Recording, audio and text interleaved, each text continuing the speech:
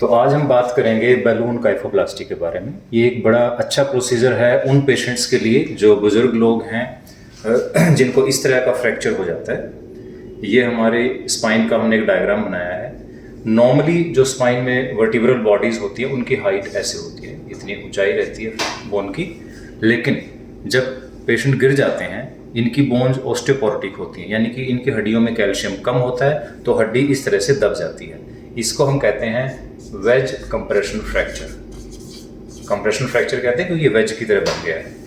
इससे पेशेंट को बहुत दर्द होता है, कमर आगे की तरफ झुक जाती है और अगर इसका इलाज ना किया जाए तो धीरे धीरे कमर आगे झुकती चली जाती है। इसको स्टैंडर्ड ट्रीटमेंट यही बताया जाता है कि 2-3 महीने बेड रेस्ट कराओ।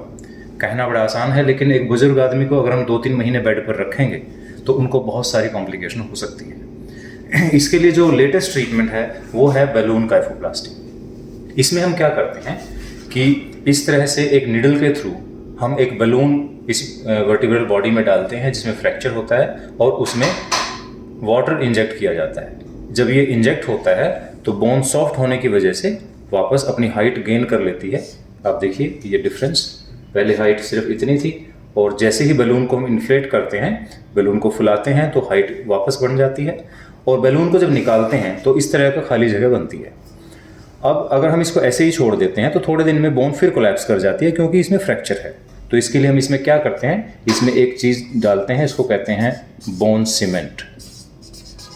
तो बोन सीमेंट जब हम इसमें डालेंगे तो बोन सीमेंट कुछ ही मिनटों में हार्ड हो जाती है और फिर ये बोन को वापस कोलैप्स नहीं होने देती। इससे इमीडिएट पेन रिलीफ होता है। पेशेंट की जो कमर आगे झुकी होती है, जो डिफॉर्मिटी होती है वो करेक्ट हो जाती है।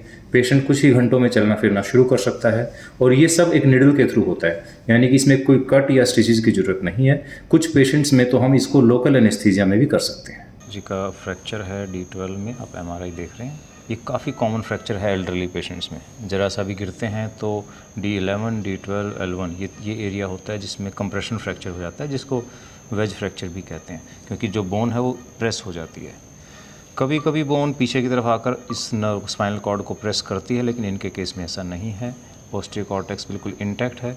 तो इस केस में पेशेंट को क्या होता है कि दर्द बहुत ज़्यादा होता है और धीरे धीरे जब हम कुछ महीनों के बाद एक्सरे करेंगे तो इसकी हाइट और भी कम हो जाएगी, पेशेंट की कमर आगे झुक जाएगी, लंग कैपेसिटी कम हो जाती है और दर्द हमेशा रहता है। पेशेंट का चलना फिरना भी मुश्किल है। ये हमारा बलून है, ये पूरा जो है ये बोन के अंदर जाता है और इस बलून को हम तो जैसे ही हम इस मीटर को, ये हमारे पास प्रेशर है, इसको जैसे ही हम बढ़ाएंगे तो ये देखिए बलून इन्फ्लेट होना शुरू हो गया। ये देखिए बलून पूरा इन्फ्लेट हो जाता है और ये बोन को लिफ्ट कर देता है और जैसे ही हम इसका प्रेशर कम करेंगे ये बलून वापस बंद हो जाता है और इसको हम फिर इसको वापस पुल कर लेते हैं और खाली जगह बच जाती है तो उस खाली जगह में हम सीमेंट डालते हैं। तो ये है हमारी फाइनल पिक्चर, आप सियाम पे देख रहे हैं। ये नॉर्मल वर्टिब्रा है और ये हमने सीमेंट डाल दिया इसके अंदर। पहले ये बोन पूरी पिचकी हुई थी, अब इसकी हाइट वापस से आ गई है तो हमारी हाइट भी गेन हो गई है। पेशेंट की डिफॉर्मिटी यानी कि जो कमर आगे झुक जाती है वो भी ठीक हो जाएगी और इससे पेन भी चला जाएगा। तो ये 2-3 फ़ायदे एक साथ हो रहे हैं और जबकि हमने कोई ओपन सर्जरी नहीं किया, बिल्कुल ये एक निडल के थ्रू हुआ है सारा। ये है सर्जरी के बाद का एक्सरे। तो इसमें आप देखेंगे कि ये जो हमारी वर्टिब्रल बॉडी पूरी कोलैप्स हो गई थी, इसमें हमने ये बोन सीमेंट डाल दिया है बाय बैलून काइफोप्लास्टी। ये बहुत ही सॉलिड होता है और ये वापस से कोलैप्स नहीं होने देगा बोन को। इधर देखिए, अगर AP व्यू में देखें, जहाँ जहाँ फ्रैक्चर था वहीं वहीं पूरा बोन सीमेंट चला गया है और ये बिल्कुल सॉलिड हो गया है। तो पेशेंट का पेन बिल्कुल ख़त्म हो गया है और फ्यूचर में भी ये बोन अब जो फर्दर कोलैप्स होने के चांसेस थे वो भी नहीं होगी और हाइट हमारी लगभग 80% वापस आ गई है।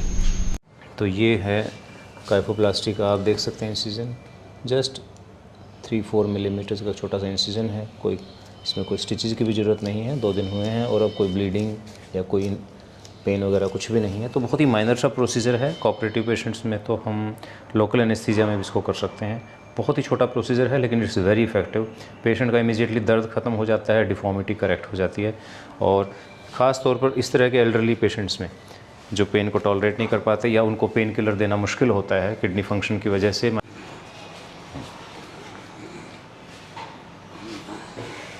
आओ खड़े हो जाओ, पहले आराम से लंबे सांस लो, खड़े हो जाओ पहले। चक्कर आ जाते हैं कई बार।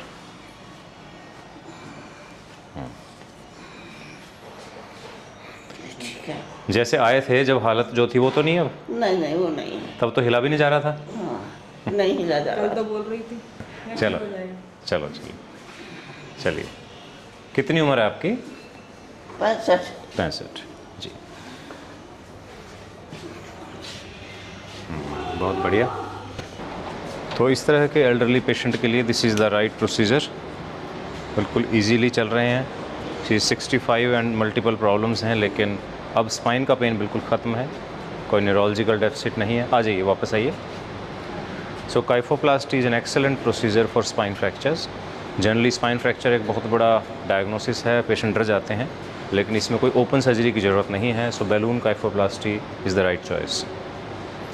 आजकल ऐसी टेक्निक्स आ गई हैं कि पेशेंट को ओपन सर्जरी कराने की ज़रूरत नहीं है, चाहे वो बैलून काइफोप्लास्टी हो या एंडोस्कोपिक फिक्सेशन हो, कोई भी ओपन सर्जरी नहीं करनी है।